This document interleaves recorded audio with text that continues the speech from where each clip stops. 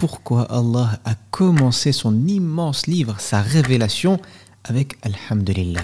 Bienvenue sur la chaîne Jana TV, j'espère que tu vas bien. Prends un petit café, un petit thé, une tisane même et profite de ce beau moment, de ce voyage avec le Coran.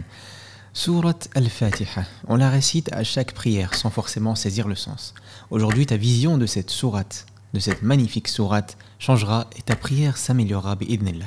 Dans un premier temps, je t'informe qu'il y a une divergence entre les savants pour savoir si le premier verset de cette sourate est Bismillahirrahmanirrahim ou bien Alhamdulillahi Rabbil Alamin. Sans entrer dans ce débat, sans entrer dans cette divergence et en respectant l'avis de chacun, nous allons partir du postulat que le premier verset est Alhamdulillahi Rabbil Alamin. Commençons donc sans plus attendre. Ah oui, j'ai oublié le générique. Disons quelque chose comme Surat Al-Fatiha, une porte pour comprendre le Coran.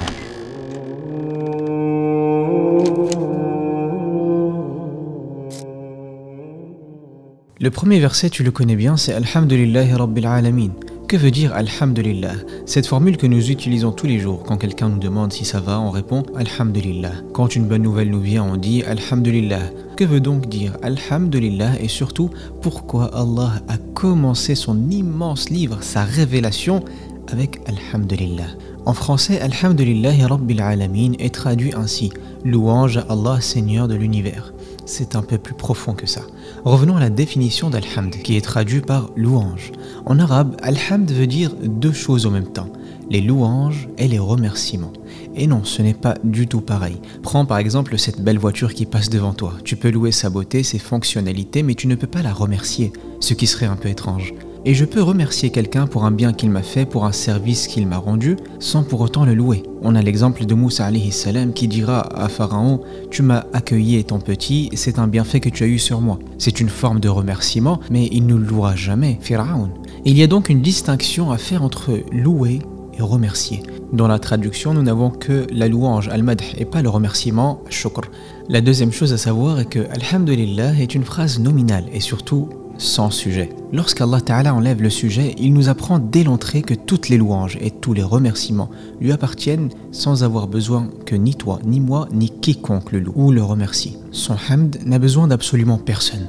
Alhamdulillah dans l'absolu. De plus, si la phrase était à la forme verbale, par exemple Ahmadullah ou encore Nahmadullah, je loue Allah ou nous louons Allah, en donnant donc un temps au verbe, on pourrait croire que Alhamd n'est qu'à un moment donné et il aurait fallu une personne au moins pour faire la louange. Alors lorsqu'Allah Ta'ala commence son livre avec Alhamdulillah, Allah a rendu sa louange indépendante de tout. C'est encore plus fort que si tous les êtres vivants louaient et remerciaient Allah en même temps. Alhamdulillah ici n'est donc limité ni par le temps, ni par les personnes qui le louent. Dès lors que l'on ouvre le Coran en lisant Alhamdulillah, dès les premiers mots, dès le premier verset, on apprend une chose très importante. Allah n'a besoin ni de toi ni de moi.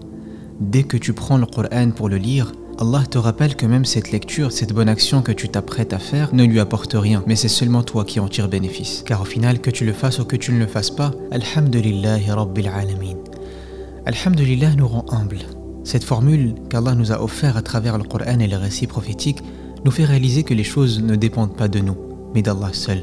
D'ailleurs, on remarque qu'Allah n'a pas utilisé l'ordre en disant « Ihmadullah » qui voudrait dire « louer et remercier Allah ». Ceci car lorsque tu donnes un ordre à quelqu'un, il a deux choix qui s'offrent à lui. Par exemple, si je te dis « abonne-toi à cette chaîne », tu auras deux choix. Soit tu le fais, soit tu ne le fais pas. Donc à partir du moment où je te donne un ordre, je mets la balle dans ton camp. Mon nombre d'abonnés dépend de ceux qui vont le faire. Mais Allah n'a pas parlé de son hamd de manière à ce qu'il dépende de nous. En quelque sorte, Allah n'a pas mis la balle dans notre camp. Mais plutôt il le dit d'une manière qui fait que tu le fasses ou pas, peu importe, la louange est toujours à Allah. Alhamdulillah n'est pas entaché ni dépendant. Les êtres humains vivent et meurent, les générations passent et traversent le temps, ce monde finira alors que la louange d'Allah est là et ne finira jamais. Par exemple, dans Surat Al-An'am, Allah parle d'un peuple à qui le rappel a été fait, mais ils s'en sont détournés pleins d'orgueil. Écoutez attentivement comment Allah Ta'ala décrit ce qu'il s'est passé et comment leur histoire est finie. Allah Ta'ala nous dit qu'il leur a donné toutes choses, qu'ils ont oublié le rappel. فَلَمَّا نَسُوا مَا ذُكِّرُوا بِهِ فَتَحْنَا عَلَيْهِمْ أَبْوَابَ كُلِّ شَيْءٍ حتى إذا فرحوا بما أوتوا أخذناهم بغتة فإذا هم مبلسون فقطع دابر القوم الذين ظلموا Walhamdulillahi Rabbil Alamin. Qui aurait pu s'attendre à ce qu'Allah Ta'ala finisse ce verset ainsi? C'est comme s'il leur disait que vous ayez été bon ou mauvais. À la fin comme au début, Alhamdulillahi Rabbil Alamin. Et d'ailleurs, pourquoi Allah Ta'ala dit Lillah ici?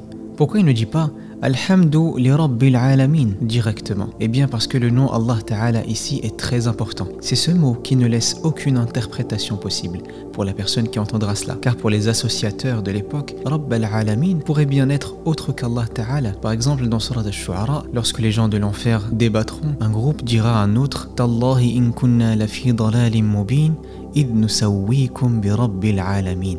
Donc ici Allah Ta'ala dès le premier verset il enlève cette confusion et c'est pour ça que l'illah ici est très important. Cette précision on la retrouve dans le Coran encore une fois quand les sorciers se sont prosternés en disant Amanna bi Rabbil Alamin. Nous croyons en le Seigneur de l'univers. Pharaon aurait pu penser qu'on parle ici de lui car il s'est donné le statut de Dieu auprès de son peuple. Mais les sorciers vont faire la précision. Amanna bi Rabbil Alamin Rabbi Moussa wa Haroun. Le Seigneur de Moussa et de Haroun. Aucune interprétation possible. Ensuite, si Allah Ta'ala avait dit Alhamdulillah Rabbil Alamin ou un autre nom, Alhamdulillah Khaliq, Alhamdulillah Rahman, etc., sans dire Allah, ce serait remercier Allah pour ce seul attribut, pour ce seul bienfait. Par exemple, Alhamdulillah Khaliq serait remercier Allah et le louer pour avoir créé et seulement ça. Mais comment remercier Allah et le louer pour absolument tout, pour les choses auxquelles je pense, pour les choses que j'ai oubliées et même pour les choses qui n'ont jamais et ne traverseront jamais mon esprit? La seule option que j'ai pour cela est de dire Alhamdulillah. Alhamdulillahi Rabbil Alamin. Le mot Rabb a plusieurs sens en arabe. Al-Malik, Al-Murabbi, Al-Mun'im, Al-Sayyid, etc. Mais faisons simple pour comprendre. Le Rabb est quelqu'un qui possède. C'est la première chose. Et s'il est le possesseur, ceci fait de moi sa propriété. Le premier sens de Rabb est qu'il possède. En arabe, Al-Malik. Ensuite, il y a le sens de Al-Murabbi, c'est-à-dire celui qui s'assure de l'élévation, qui prend soin d'une chose pour qu'elle puisse grandir. Pourquoi cette notion de Murabbi est importante? Car il est possible que quelqu'un possède quelque chose, mais n'en prenne pas soin. Quelqu'un qui possède une voiture et qui n'en prend pas soin correctement, ou un jardin et n'enlève jamais les mauvaises herbes, etc. Le Murabb est quelqu'un qui possède mais également qui prend soin. Il prend soin de sa propriété. Un autre sens de Rabb est Al-Mun'im, celui qui offre plein de bienfaits, au-delà même de ce dont sa propriété a besoin et plus encore que ce qu'elle mérite.